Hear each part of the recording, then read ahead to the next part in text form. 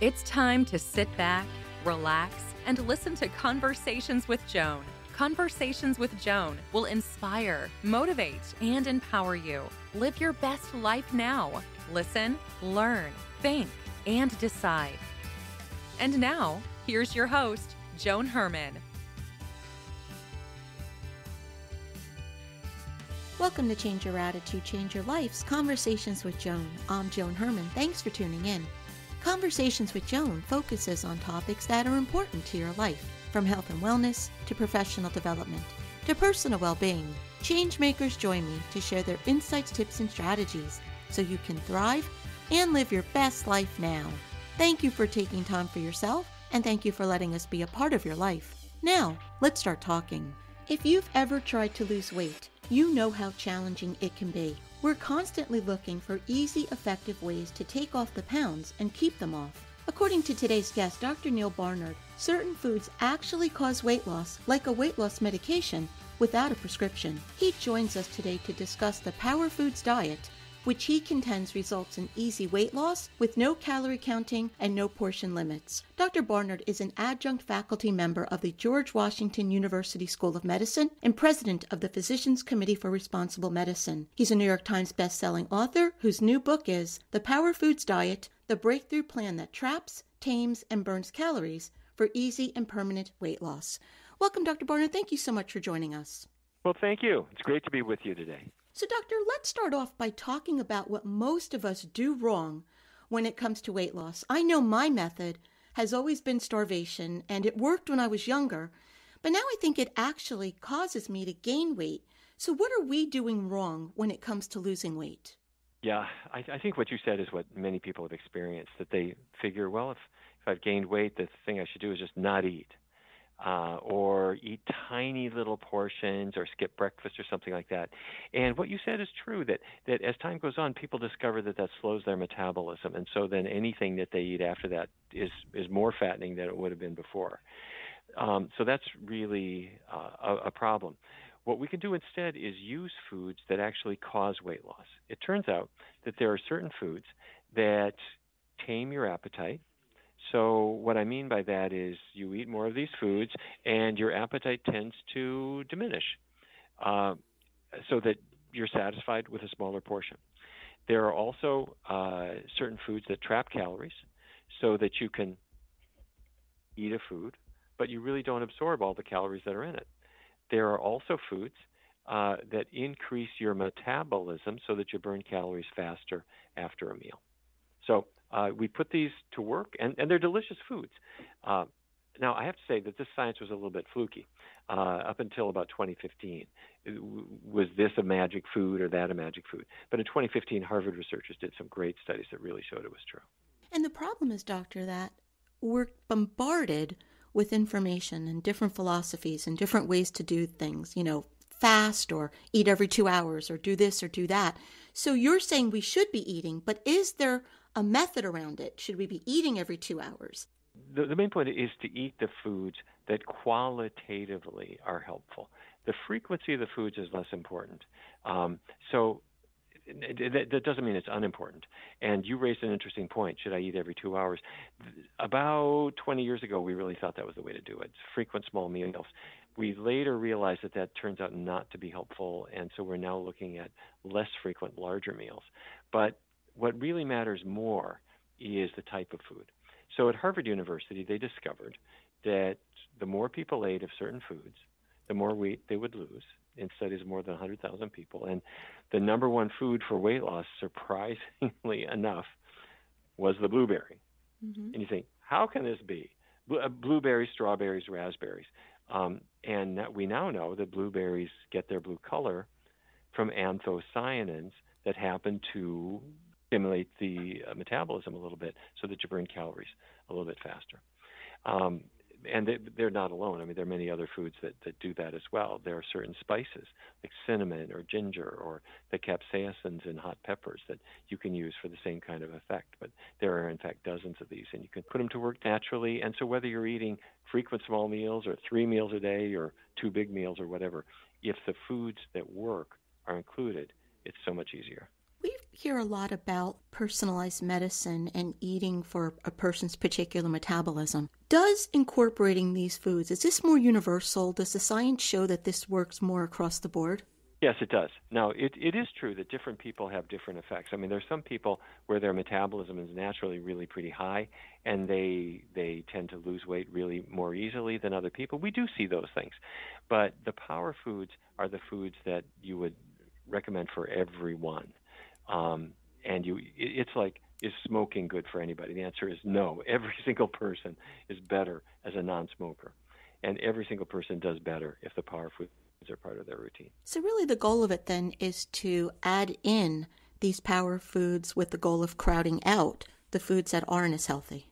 Yes, and we're going to modify some foods. So let's say I'm going to make French toast. Everybody loves French toast. It's Sunday, it's a brunch, and everybody loves it. So I'm going to top it with a blueberry syrup, which is really easy to make, and you'll see it in the Power Foods diet. It's made of blueberries, a little bit of vanilla extract, a little bit of cinnamon, and you can add some maple syrup to it if you want to. And I'm going to pour it on my French toast, but my French toast is not all glopped up the way my grandmother used to make it. It's a light French toast, and it's made with a little bit of soy milk, a little bit of chickpea flour, some cinnamon, some nutmeg. I'm going to put in a little bit of banana in there. And anyway, you put these together, and you're combining the cinnamon, which is a power food, with the blueberries, which are a power food, and everybody loves it. Or I have wild blueberry muffins. Yes, it's a muffin, but it's got blueberries in it, and it doesn't have any of the bad fattening stuff because I didn't put in shortening or butter, and it's fine. By adding in delicious foods, we're eliminating the deprivation, that programming that we have to starve in order to lose weight. I think that's really, really so important. When we found that there are power foods, I worked with Dustin Harder and Lindsay S. Nixon, who are, in my view, the greatest recipe developers in the country. And we sat down and we did a couple things. Number one, we said, here's the list of power foods. And you'll see the list in the book. There are many of them. We built them into recipes, everything from soups to desserts. And we also wanted to recognize something else, is that most of the people I deal with don't feel like they want to become a junior gourmet who is in the kitchen for 90 minutes to make dinner. We're not going to do that. In fact, I would say about half the people I work with really don't like cooking at all.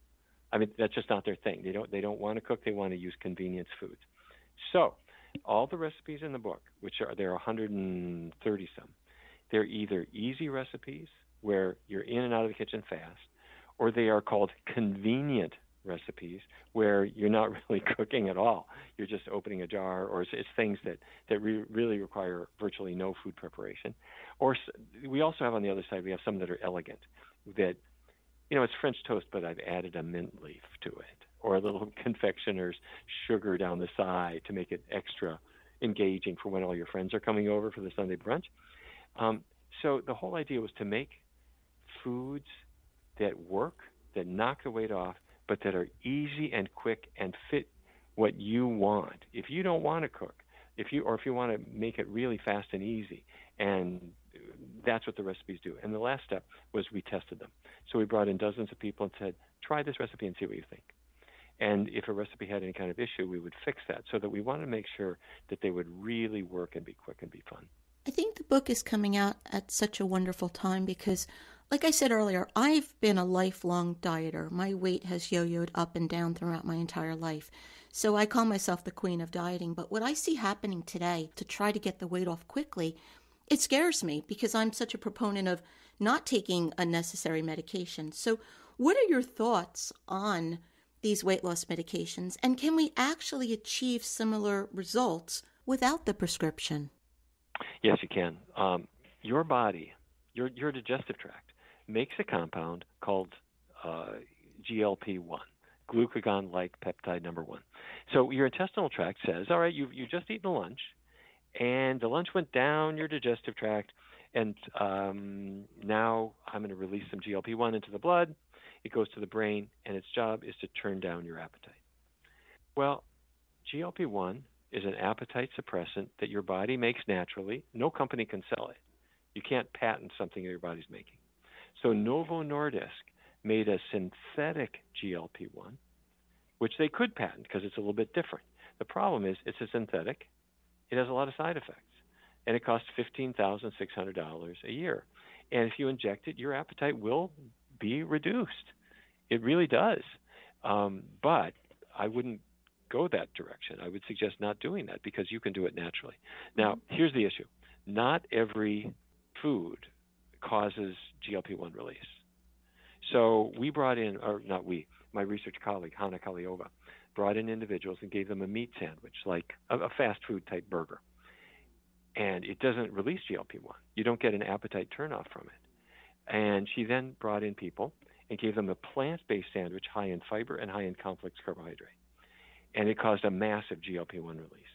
So the point is that when you eat a meaty burger, it doesn't cause GLP-1 release. You don't get the natural appetite turnoff. You don't stop eating until you kind of feel stomach stretch, like pain. And that's when people stop eating. And there are many people where that's the way they live. I don't stop eating dinner until my stomach hurts a little bit.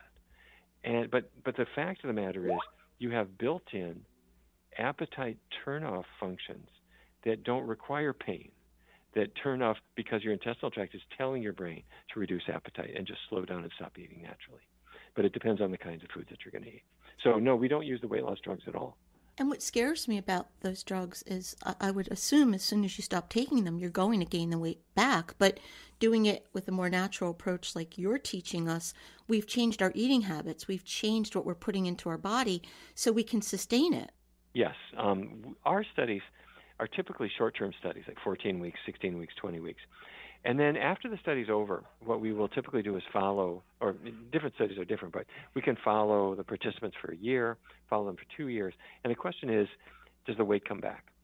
And if you do a typical starvation diet, or if you do the weight loss drugs and then you stop, the weight loss stops and the weight does come back. You get all that weight back. Mm-hmm. And so why did you bother with the diet? But with the kinds of diets that are based on a qualitative shift toward healthful foods, as long as you keep eating the healthy foods, there's no reason for the weight to come back. And that's what we see. In fact, the weight loss continues. In 14 weeks or 16 weeks, many people haven't lost all the weight that they need to lose. You may be 100 pounds. We work with people who are 100 pounds overweight, 150 pounds overweight. It takes much longer to really get that weight off. But you can just stick with it because the foods are going to stick with you. They boost that metabolism, and it doesn't stop. And so, Doctor, while we're talking about weight loss, will incorporating these types of foods also have an impact on medical conditions like diabetes, cholesterol, heart disease, or maybe even cancer? That's actually what got us into this in the first place. Back in 2003, the NIH gave us a grant to test a qualitative shift for people with type 2 diabetes. And what we discovered is that if you stop calorie counting, you stop cutting portions, you stop all the things that people used to do, and you focus instead on healthful foods, certain kinds of foods. And by the way, the most healthful foods are plant-based foods, the grains and beans and vegetables and fruits and all the things that they turn into. When people eat those foods, their diabetes gets dramatically better. In some cases, it goes away. What we discovered is that people would lose weight as well, and their metabolism would speed up. So we found that people were losing weight even though they were eating more carbohydrate than before, even though they were not exercising, even though they were not limiting calories or that kind of thing. And so we started to investigate why this was, and we discovered the power foods.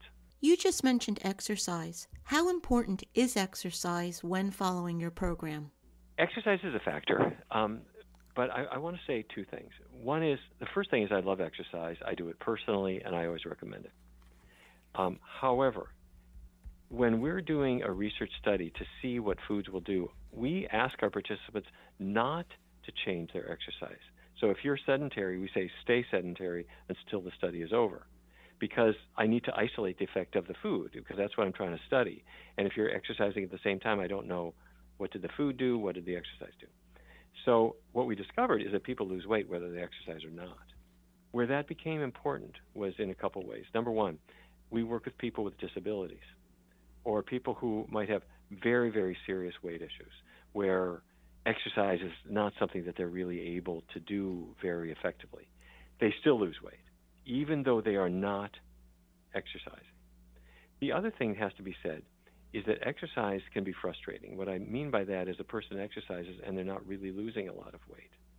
And that's because if you run a mile, you wipe your sweaty brow, it only burns about 100 calories.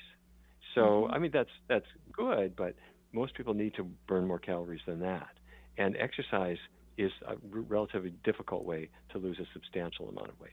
So I love exercise. It has a lot of health benefits. Everybody should do it. If you can't do it, you'll still succeed. And don't count on exercise alone because it's not powerful enough for weight loss. Doctor, we have a society of unhealthy children. They're the heaviest that they've ever been before. Is this type of program, adding these power foods into their diet, is that a good idea as well? Oh, I'm so glad you asked this. I have to say, we see kids, just as you said, gaining weight in a way that never happened before. And what typically, sometimes they'll say, well, it's got to be genetic because mom and dad are heavy too. Well, we do give DNA to our kids, but we also give our kids recipe, and we give our kids tastes for foods and a food culture. And the weight issues that we see going from parent to child is usually not due to genetics. It is very often due to simply how food was used. So what that means is that when children learn a healthier way of eating, you can prevent weight problems or you can tackle the weight problems early on so that you can save that child from having to suffer through the weight issues, the health issues that came from it, and the bad diets that people have been promoting. And the child isn't going to have to go starting Ozempic or Wegovy injections, hopefully, and all the side effects that has. So this is a diet that can be used at any point of life. Doctor, if someone's listening to you right now and that person wants to lose weight, what advice do you offer? What I would do is I would take 7 days and just try out the power foods. Open up the power foods diet. Look at the recipes, see which ones work for you. Or look at the tips on how to choose the right items at your favorite restaurant. So you're going to an Italian restaurant or Mexican or Chinese or Japanese or whatever it is. What are the recipe or the menu items that include the power foods? I'm going to show you. So pick them out. Within a week, you'll have this sorted out. You'll know the power foods. Now, that was the first week.